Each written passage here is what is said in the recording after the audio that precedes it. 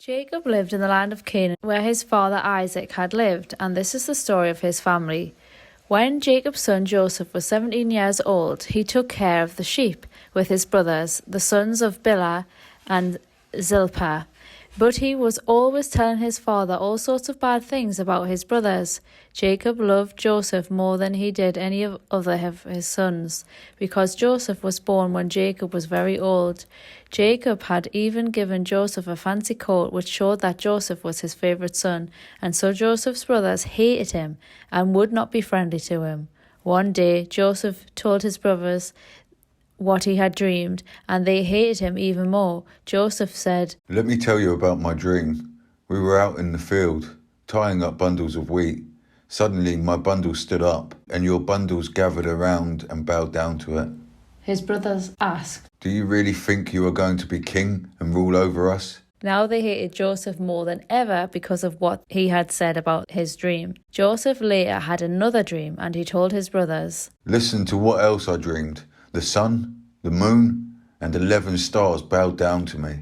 When he told his father about this dream, his father became angry and said, "What's that supposed to mean? Are your mother and I and your brothers all going to come and bow down to you?" Joseph's brothers were jealous of him, but his father kept wondering about the dream. One day when Joseph's brothers had taken the sheep to a pasture near Shechem, his father Jacob said to him, "I want you to go to your brothers. They're with the sheep near Shechem." "Yes, sir," Joseph answered. His father said, "Go and find out how your brothers and the sheep are doing. Then come back and let me know." So he sent him from Hebron Valley. Joseph was near Shechem and wandering through the fields when a man asked, "What are you looking for?" Joseph answered, "I'm looking for my brothers who are watching the sheep. Can you tell me where they are?" "They're not here anymore," the man replied. "I overheard them say they're going to Dothan." Joseph left and found his brothers in Dothan. But before he got there, they saw him coming and made plans to kill him. They said to one another, "Look, here comes the hero of those dreams. Let's kill him and throw him into a pit and say that those wild animals ate him. Then we'll see what happens to those dreams." Reuben heard this and tried to protect Joseph from them. "Let's not kill him," he said. "Don't murder him or even harm him. Just throw him into a well out here in the desert." Reuben planned to rescue Joseph later and take him back to his father.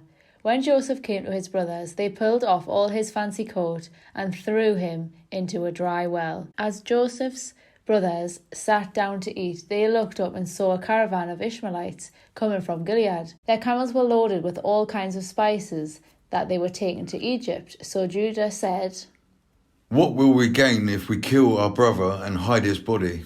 Let's sell him to the Ishmaelites and not harm him. After all, he is our brother." And the others agreed. When the Midianite merchants came by, Joseph's brothers took him out of the well, and for 20 pieces of silver they sold him to the Ishmaelites, who took him to Egypt. When Reuben returned to the well and did not find Joseph there, he tore his clothes in sorrow. Then he went back to his brothers and said, "The boy is gone. What am I going to do?" Joseph's brothers killed a goat and dipped Joseph's fancy coat in its blood. After this, they took the coat to the father and said, "We found this. Look at it carefully and see if it belongs to your son." Jacob knew it was Joseph's coat and said, "It's my son's coat. Joseph has been torn into pieces and eaten by some wild animal." Jacob mourned for Joseph a long time, and to show his sorrow he tore his clothes and wore sackcloth. All of Jacob's children came to comfort him, but he refused to be comforted. "No," he said, "I will go to my grave mourning for my son." So Jacob kept on grieving. Meanwhile, the Midianites had sold Joseph in Egypt to a man named Potiphar, who was the king's official in charge of the palace guard.